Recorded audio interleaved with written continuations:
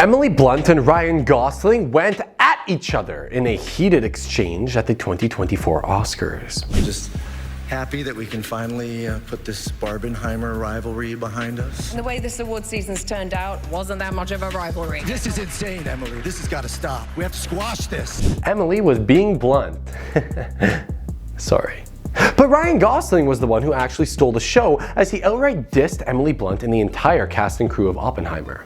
And see, although Oppenheimer received more nominations in the 2024 Oscars than Barbie, being nominated 13 times, that is, compared to Barbie's measly 9, the Barbie fans were not happy to hear what Ryan Gosling had to say about Barbenheimer, when he claimed that the debate was over because Ryan Gosling said, "I think I figured out why it's called Barbenheimer and not Oppen Barbie. It's because you guys are on the tail end because you rode Barbie's coattails all summer."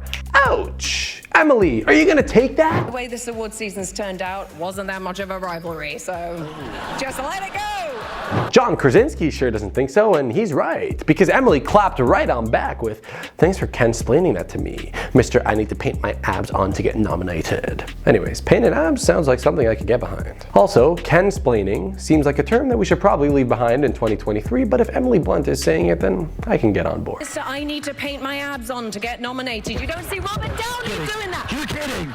You're kidding! In case you forgot, Barbie and Oppenheimer were the two biggest blockbuster films of the past year, each racking in over, what is it, like $1 billion at the global box office? Yeah, that's a lot of zeros. Barbie racked in a ton, Oppenheimer racked in a ton, so what's happening here? Well, the reason that both movies caused so much buzz was the genius marketing campaigning, where both studios released Barbie and Oppenheimer on the same day. This was the cause of the entire debate in the first place because everyone had to pick a side. You were either a Margot Robbie lover whose jaw was stuck to the floor, or a Cillian Murphy lover whose eyes were watering with Albert Einstein's tears. I don't know what that means. Listen, Oppenheimer was 3 hours long. I was asleep. But Barbenheimer was the pop culture film phenomenon of the past year, and this term Barbenheimer was one of those huge Twitter, TikTok-y trends, whatever, because of the absurdity of the situation, which was a bright pink world of Barbie colliding with the dark and complexing world of Oppenheimer. I think I kind of figured out why they call it Barbenheimer and they didn't call it Oppen Barbie. Why? Well, I think you guys are at the tail end of that because you were riding Barbie's coattails all summer. So, will Emily Blunt and Ryan Gosling's relationship ever recover? I don't know. Honestly, who knows? And who cares? But Ryan Gosling is that Canadian superstar, of course, known for his role as Noah back in the romantic drama The Notebook, which we all know and have cried to multiple times, and he's received critical acclaim for his performances in so many of these films, like I don't even know what's going on anymore. This guy is just a Canadian superstar, and we love Canadian superstars.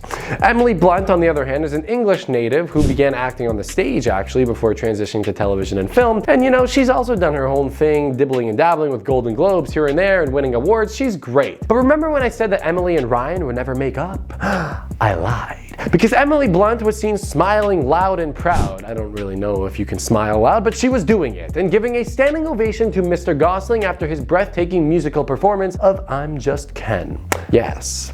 Oppenheimer won a lot of Oscars. Way more than its pink barbicle counterpart. Oppenheimer. Oppenheimer. Oppenheimer. Maria, I see Oppenheimer.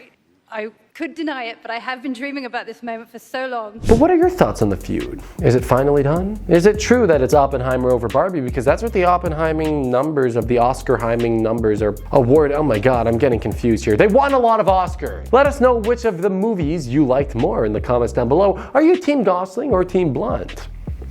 Or Team Pepe. That's me, I'm Pepe. But I would understand if you chose either of those two people over me.